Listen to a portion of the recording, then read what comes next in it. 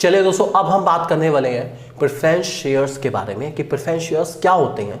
इसके ऊपर हम लोग बहुत फोकस करने वाले हैं। प्रेफरेंस शेयर्स क्या हैं और क्यों इनको प्रेफरेंस शेयर्स कहा जाता है, इन्हें हाइब्रिड सिक्योरिटी क्यों कहा जाता है, ये भी हम लोग डिस्कस करेंगे दोस्तों। बताता हूं प्रेफरेंस शेयर्स के बारे में। प्रेफरेंस मतलब प्रायोरिटी। इन शेयर्स को या इन शेयर होल्डर्स को इक्विटी शेयर होल्डर्स से ज्यादा प्रायोरिटी मिलती है, प्रेफरेंस मिलता है, इसलिए इनको प्रेफरेंस शेयर्स कहा जाता है। सिंपल भाषा में कहूं तो ये इक्विटी वालों से ज्यादा इंपॉर्टेंट है कंपनी के लिए, इसीलिए इनको प्रेफरेंस शेयर कहा जाता है। क्यों है इंपॉर्टेंट? दो रूप से इंपॉर्टेंट है।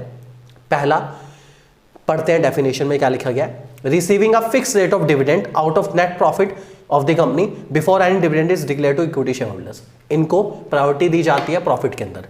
जब कंपनी का प्रॉफिट आता है तो डिबेंचर्स वालों को इंटरेस्ट देने के बाद पहले हम प्रेफरेंस वालों के लिए डिविडेंड निकालेंगे, प्रेफरेंस वालों के लिए कुछ पैसा निकालेंगे, उसके बाद अगर कुछ बचता है तो इक्विटी को मिलेगा। मतलब पहला इनका हक, बाद में इक्विटी वालों का हक। दूसरी प्रेफरेंस दोस्तों इन लोगों को मिल रही है, ध्यान से पढ़ते हैं क्या लिखा गया है। Receiving their capital after the claim of the company's creditor have been settled at the time of liquidation. जब कंपनी बंद होती है तो सारे क्रेडिटर्स का क्लेम सेटल करने के बाद कंपनी पहले प्रेफरेंस शेयर होल्डर्स को सेटल करती है। अगर उसके बाद कुछ पैसा बचता है तो इक्विटी की बारी आएगी। मतलब सारे क्रेडिटर्स को सेटल करने के बाद अगर बाय चांस कंपनी के पास 1 करोड़ रुपया भी बच गया है तो पहले वो प्रेफरेंस वालों को देगी। भले जब प्रेफरेंस वालों को देने के चक्कर में कंपनी के 80-90 लाख भी खर्च हो जाते हैं तो कंपनी देगी। उसके बाद अगर कुछ बचता है 2 लाख, 3 लाख, 5 लाख, 10 लाख तो बेचारे इक्विटी शेयर होल्डर्स में बांट दिया जाएगा।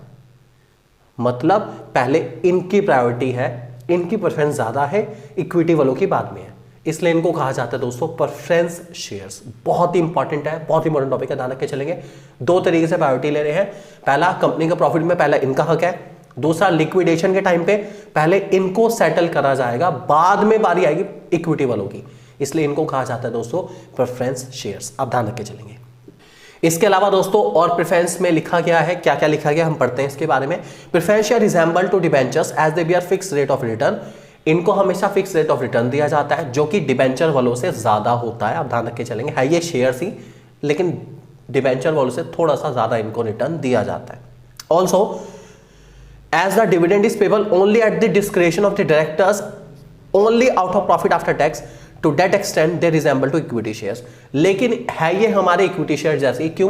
क्योंकि इनको भी जो पैसा मिलेगा वो तभी मिलेगा जब कंपनी प्रॉफिट में होगी और सारी लायबिलिटी सेटल करने के बाद इनका पैसा वापस आएगा। इवन जो प्रॉफिट है वो भी एक्सटर्नल लायबिलिटी सेटल करने के बाद, मतलब रेंट वगैरह सब कुछ देने के बाद, डिबेंचर्स वालों को इंटरेस्ट देने के बाद, बैंक वालों को इंटरेस्ट देने के बाद, प्रॉफिट आफ्टर टैक्स जो बचता है उसमें से इनको हिस्सा मिलेगा। ज्यादा मिले कम मिले वो डिपेंड करता है, लेकिन मिलेगा बाद में। जैसे इक्विटी वालों को बाद में मिलता है वैसे इनको भी बाद में मिलता है, इसलिए इक्विटी से भी रिजेंबल करते हैं। थोड़े थोड़े ये डिबेंचर की तरह है, थोड़े थोड़े ये इक्विटी की तरह है, इसलिए ये हाइब्रिड सिक्योरिटी है दोस्तों। मतलब इसमें कुछ फीचर डिबेंचर के आए, कुछ फीचर आए प्रेफरेंस में इक्विटी के, और मैंने दोनों को मिला के, थोड़े से डिबेंचर थोड़े से इक्विटी को मिला के दोस्तों मैंने आपके सामने रख दिया प्रेफरेंस शेयर्स। तो ये हाइब्रिड इसलिए है क्योंकि इसमें इक्विटी और डिबेंचर दोनों के मिक्सचर हैं, इसलिए इसको दोस्तों हम कह के चलते हैं प्रेफरेंस शेयर्स। आप ध्यान रख के चलेंगे, बहुत ही इंपॉर्टेंट है। और इसके अलावा इन लोगों को कोई वोटिंग राइट नहीं मिलता, इनके पास वोटिंग राइट नहीं है। वोटिंग राइट सिर्फ और सिर्फ किसके पास है? इक्विटी शेयर होल्डर्स के पास है। उसके अलावा किसी भी इंसान के पास कंपनी का वोटिंग राइट नहीं होता। अब चलते हैं दोस्तों मेरिट्स की ओर कि प्रेफरेंस शेयर्स के क्या क्या फायदे हैं, कंपनी इसको इशू कर क्यों रही है, क्या है खासियत प्रेफरेंस शेयर्स के अंदर, जानते हैं इसकी मेरिट्स में दोस्तों। पहला पॉइंट लिखा गया है, preference shares provide reasonably study income and in the form of fixed rate of return with safety of investment. अर्थात आपकी इन्वेस्टमेंट सेफ है, इक्विटी वालों से कम रिस्की है, रिटर्न भी अच्छा मिल रहा है आपको, इसलिए आप प्रेफरेंस शेयर्स लेंगे। आपने पढ़ा था डिबेंचर के अंदर उन लोगों के लिए अच्छा है जिनको कम से कम रिटर्न चाहिए लेकिन बहुत ज्यादा सेफ्टी चाहिए। इस वाले के अंदर आपका इंटरेस्ट भी ज्यादा है और आपकी सेफ्टी भी इक्विटी वालों से ज्यादा है, इसलिए लोग प्रेफरेंस शेयर्स लेना प्रेफर करते हैं क्योंकि ये इक्विटी और डिबेंचर के बीच में आता है, इसलिए इंपॉर्टेंट है।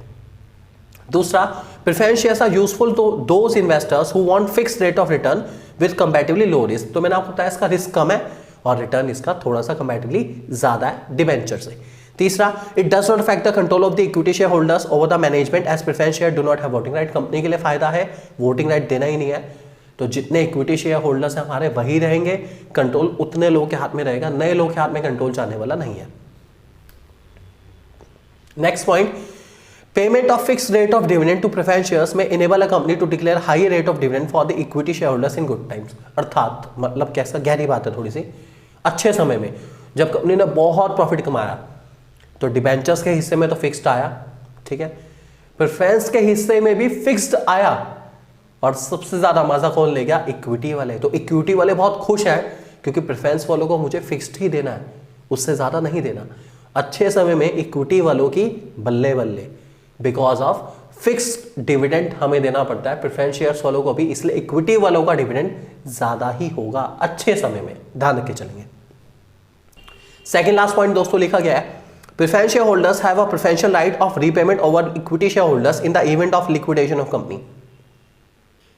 कंपनी जब लिक्विडेट होगी, बंद होगी, तो पहले प्रेफरेंस वालों को सेटल करा जाएगा, इसलिए प्रेफरेंस वालों के लिए फायदा है, इंपॉर्टेंस यही हो गई कि प्रेफरेंस वालों को पहले सेटल करा जाएगा, तो प्रेफरेंस शेयर होल्डर के बिहाफ पर ये फायदे का पॉइंट है। और लास्ट पॉइंट दोस्तों, preference capital does not credit any charge on the asset. Obvious ही बात है, मैंने आपको बताया कि प्रेफरेंस शेयर इशू करने से पहले आपको कुछ गिरवी नहीं रखना, इसलिए कोई चार्ज नहीं होगा फिक्स एसेट पर। आपके फिक्स एसेट फ्री हैं, आप उसको यूज जहां मर्जी करना चाहें कर सकते हैं, कोई दिक्कत वाली बात नहीं है, कोई भी आपके फिक्स एसेट मॉर्गेज नहीं हो रहे हैं, तो ये भी कंपनी के लिए फायदा है। अब बात करता हूं दोस्तों लिमिटेशंस की।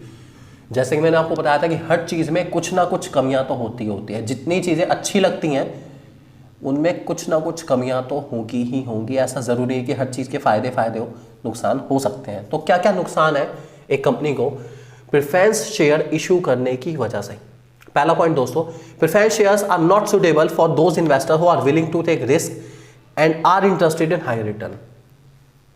ऐसे लोग जो अच्छे खासी रिटर्न की तलाश में और रिस्क लेने को तैयार है, ऐसे लोग कभी भी प्रेफरेंस शेयर्स खरीदना पसंद नहीं करते। ऑब्वियस ही बात है, मैं इस बात को जानता हूं कि जब तक मैं ज्यादा रिस्क नहीं लूंगा तब तक मैं ज्यादा रिटर्न भी नहीं पा सकता, तो मैं प्रेफरेंस क्यों लूं? आप बताइए मैं क्यों प्रेफरेंस लूं जब मैं रिस्क लेने को तैयार हूं? मुझे पता हायर रिस्क मतलब हायर प्रॉफिट, तो रिस्क लेंगे तभी तो प्रॉफिट बढ़ेगा। मैं रिस्क लेने को तैयार हूं, मुझे प्रेफरेंस शेयर्स नहीं चाहिए क्योंकि इसका रिटर्न कुछ खास है ही नहीं, मजा ही नहीं आता रिटर्न के अंदर।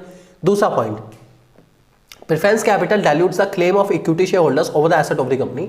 मतलब प्रेफरेंस शेयर इशू करने की वजह से अगर कंपनी लिक्विडेशन के प्रोसेस पर आती है, कंपनी बंद होने वाली है, तो इक्विटी वालों को हो सकता है शायद कुछ मिले ही ना, क्योंकि सारा का सारा पैसा उस टाइम कौन ले जाएगा? प्रेफरेंस वाले। आउटसाइड के क्लेम सेटल करने के बाद अगर कुछ भी पैसा बचता है तो मैं पहले किसको दे रहा हूं? प्रेफरेंस वालों को। हो सकता है उसमें सारा पैसा चला जाए, बचे ही कुछ ना, और अगर नहीं बचता तो मेरे जो इक्विटी शेयर होल्डर्स है बेचारे, उनको कुछ नहीं मिलने वाला। कितने दुख की बात है, इक्विटी वालों को कुछ मिलने वाला नहीं है। अगला पॉइंट दोस्तों, the rate of dividend on preference shares is generally higher than the rate of interest on debenture. अर्थात जितना पैसा, जितना इंटरेस्ट मुझे डिबेंचर होल्डर्स को देना है, उससे ज्यादा पैसा, उससे ज्यादा रिटर्न मुझे देना है किसको? प्रेफरेंस वालों को।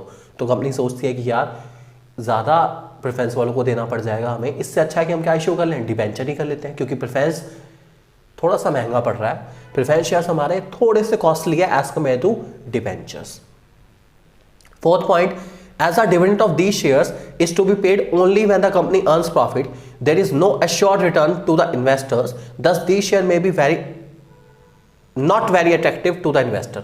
मतलब मैंने आपको बताया कि प्रेफरेंस शेयर्स पे आपको रिटर्न सिर्फ तभी मिलेगा जब कंपनी प्रॉफिट में होगी। तो अगर कंपनी प्रॉफिट में नहीं है, कंपनी लॉस में चल रही है, या कंपनी इक्विलिब्रियम पे चल रही है, बेसिकली कोई अच्छी स्टेट में नहीं है, ब्रेक इवन पे चल रही है, कोई प्रॉफिट कमा नहीं रही, तो आपको कुछ मिलने वाला नहीं है। डिबेंचर वालों को मिलेगा। इक्विटी वालों के पास वोटिंग राइट है, आपके पास क्या है? आप कहोगे मेरे पास माँ है, तो फिर माँ से ही पूछ लीजिए, माँ ने मना करा है प्रेफरेंस शेयर मत लो, क्योंकि इससे आपको कुछ खास मिलने वाला नहीं है। कंपनी लॉस में चल रही है, कंपनी ब्रेक इवन पे चल रही है, आपके हिस्से में कुछ आने वाला नहीं है। जब कंपनी प्रॉफिट कमाएगी आपको दे देगी, नहीं कमाएगी, नहीं देगी, ये बड़ा रिस्की है। और लास्ट पॉइंट दोस्तों हमारे पास, the dividend paid is not deductible from profit as expense, thus there is no tax saving in case of interest of loan. Example देता हूं,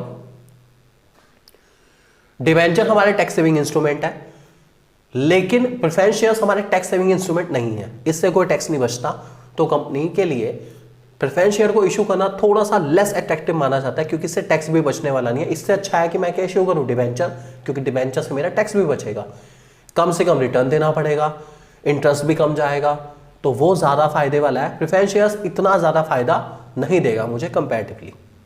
अब बात करते हैं दोस्तों टाइप्स ऑफ प्रेफरेंस शेयर्स की, जिनमें सबसे पहले हमारे पास आते हैं cumulative and non cumulative. Cumulative का मतलब दोस्तों है इकट्ठा करना, और नॉन क्यूमुलेटिव का मतलब इकट्ठा नहीं करना।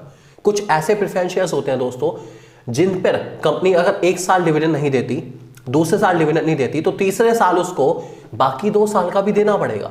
अर्थात जितने टाइम तक कंपनी डिविडेंड नहीं दी, उतने टाइम तक के लिए डिविडेंड इकट्ठा होता चला गया, इकट्ठा होता चला गया। मतलब फर्स्ट ईयर नहीं दिया, इकट्ठा हो गया, सेकंड ईयर नहीं दिया, इकट्ठा हो गया, थर्ड ईयर कंपनी दे रही है तो फर्स्ट और सेकंड का साथ में देगी, मतलब अब 3 साल का डिविडेंड इकट्ठा मिलेगा आपको। ऐसे प्रेफरेंस शेयर्स को हम लोग क्यूमुलेटिव प्रेफरेंस शेयर्स कहते हैं, जिन पे आपको मिलने वाला डिविडेंड कलेक्ट होता जाएगा, होता जाएगा, होता जाएगा। जब आपको मिलेगा तो वो सारे ईयर्स का भी मिलेगा जिन ईयर्स का आपको पहले नहीं मिला। ऐसे प्रेफरेंस शेयर्स को हम लोग कह के चलते हैं क्यूमुलेटिव प्रेफरेंस शेयर्स। और कुछ ऐसे प्रेफरेंस शेयर्स होते हैं जिन पे कोई भी डिविडेंड इकट्ठा नहीं होता। फर्स्ट ईयर नहीं दिया कोई बात नहीं, सेकंड ईयर नहीं दिया कोई बात नहीं, थर्ड ईयर दिया तो थर्ड ईयर का ले लो बस, फर्स्ट सेकंड की कोई काउंटिंग नहीं है, थर्ड का मिल रहा है ना, चुपचाप रख लो। ऐसे प्रेफरेंस शेयर्स को नॉन क्यूमुलेटिव प्रेफरेंस शेयर्स कहते हैं। अच्छे नहीं है ये वाले, मजा नहीं आया, इस पे हमें डिविडेंड कलेक्ट फॉर्म में नहीं मिलेगा, इसलिए मिलेगा भी कम, बढ़िया वाले नहीं है, ये तो मैं बिल्कुल नहीं लूंगा, आपको भी सजेस्ट करूंगा बिल्कुल मत लेना, बेकार है। अगले हमारे आते हैं दोस्तों participating and non participating preference shares. दोस्तों इसके बारे में हम थोड़ा सा पढ़ लेते हैं। Preference shares which have a right to participate in the further surplus of a company shares which after dividend as a certain rate has been paid on equity shares are called participating preference shares। अर्थात कुछ ऐसे preference shares होते हैं जिनको equity वालों की तरह fix तो जो मिल रहा है आपको प्रेफरेंस शेयर्स पे, जो फिक्स मिल रहा है वो तो मिल ही रहा है, लेकिन जैसे इक्विटी वालों को प्रॉफिट के हिस्से का अच्छा खासा मिलता है, ऐसे कुछ प्रेफरेंस शेयर होल्डर्स को एक्स्ट्रा भी मिलता है, फिक्स्ड के अलावा भी कुछ एक्स्ट्रा मिलता है। ऐसे शेयर्स को हम क्या के चलते हैं पार्टिसिपेटिंग प्रेफरेंस शेयर्स। और ऐसे जिनको कुछ नहीं मिलता, बस फिक्स्ड ही मिलेगा प्रॉफिट के टाइम पे, जो फिक्स हिस्सा है आपका जितना भी है वो मिलेगा, ऐसा को कह के चलते हैं दोस्तों हम लोग नॉन पार्टिसिपेटिंग प्रेफरेंस शेयर्स। तो अगर आपको प्रॉफिट का कुछ एक्स्ट्रा हिस्सा मिल रहा है तो आपके पास है पार्टिसिपेटिंग प्रेफरेंस शेयर, और अगर आपको प्रॉफिट का कुछ एक्स्ट्रा हिस्सा मिल ही नहीं रहा तो आपके पास है नॉन पार्टिसिपेटिंग प्रेफरेंस शेयर्स। ध्यान रख के चलेंगे दोस्तों। अगले हमारे आते हैं दोस्तों convertible and non convertible preference shares. ऐसे प्रेफरेंस शेयर्स जो कुछ टाइम के बाद अपने आप ही इक्विटी शेयर्स में कन्वर्ट हो जाते हैं, इनको कहा जाता है दोस्तों कन्वर्टेबल प्रेफरेंस शेयर्स। और ऐसे प्रेफरेंस शेयर जो कभी इक्विटी शेयर्स में कन्वर्ट नहीं होंगे, इनको कहा जाता है दोस्तों नॉन कन्वर्टेबल प्रेफरेंस शेयर्स।